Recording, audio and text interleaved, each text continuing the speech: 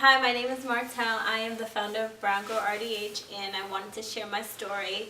I grew up in poverty. I was one of 10 siblings. Being the oldest girl is my responsibility to take care of the family.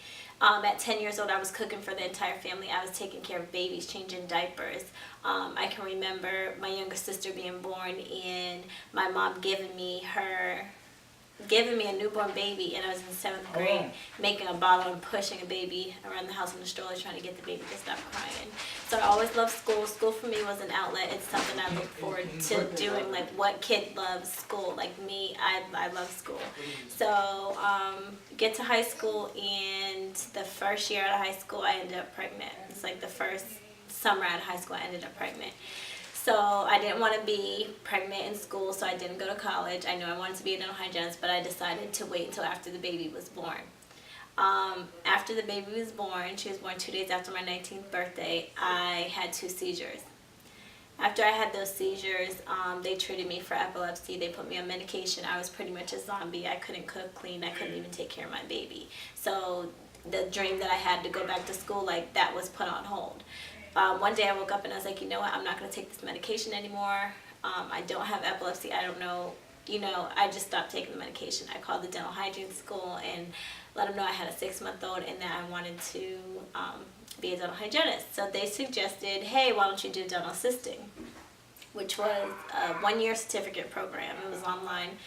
I didn't know any better. I was 19. I was like, okay, I guess I'll just do dental assisting. So I did dental assisting. I worked as an assistant for probably a year, and I would always run to the hygienist operatories and be like, hey, what do I have to do to be a dental hygienist? And I always got the story like it was really hard. There's a point system. They barely made it, and I was just thinking like my whole life has been hard. Like, I've been through the worst. Like, you have to remember, my mom, I was 12 years old holding drugs for her, and I've seen a lot of things. So I'm like, me applying for dental hygiene school and just going to school and letting them teach me, like, this is what I would love to do. Like, so anyways, I applied for dental hygiene school. I got in. I was really excited, and I get the acceptance letter, and it says like, oh, you need this instrument kit, which is $1,000, and supplies and shoes and uniforms. And I was just like, okay, great, can't afford that. Like, guess that's not happening. And I didn't have anyone to call to say like, hey, Mom, can you help? Grandma, can you help? Dad, can you help? There was no one. So I decided I wasn't going to go. I started talking to a friend about how I got in this really competitive program and I couldn't go because I couldn't afford it. And then she suggested student loans. And I was like, what are those? Like, I did not know what student loans were. You have to remember, I came from a family, it was 10 of us. 3 of us graduated high school. None of us went to college. So when I got to that phase in my life, like, I didn't know where to go. Like, we were set up. We weren't set up for college. We were set up to pretty much be on welfare or be a criminal or whatever. So I went, applied for FAFSA, got student loans, got through hygiene school with my student loans. Fast forward, I'm here 10 years later, and one day while I was at work, I got a call that my nephew was killed. He was 5 months old. I went to the hospital, social services came out, and they were going to take my brother's other 2 children, who were 2 and 3 years old. And before they can take them, I was like, you know what, they're not going into foster care, I'll take them in.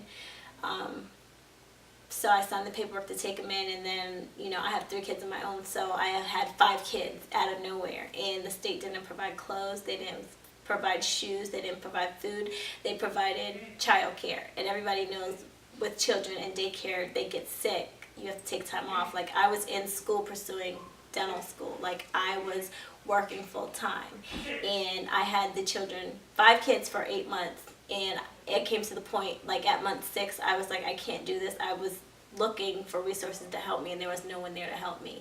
And I felt that same way I did when I wanted to go to dental hygiene school, and I got that acceptance letter, and I just couldn't go because I didn't have the support. So after a while, I had to quit my job. I dropped out of school, and during that time, I decided to create what is now BrownGirl RDH, a support system implemented to help underrepresented dental hygienists, to help those people who are sharing the same stories as me, who fight desperately to do do the right thing, and they put their feelings and what they need aside for others. So my friend that told me about, student loans, she was my Brown Girl RDH. I am my Brown Girl RDH for my niece and nephew. Like, we are the role models. We are that support system that they're going to need to continue on. So I leave you guys with that. I'm here. It's 8 months in. Yeah, started in April. So we look forward to doing good things. We look forward to supporting as many as possible. And thank you for listening to my story. Narissa and Carlos, thank you guys for supporting Brown Girl RDH. And I'll see you guys soon. Bye.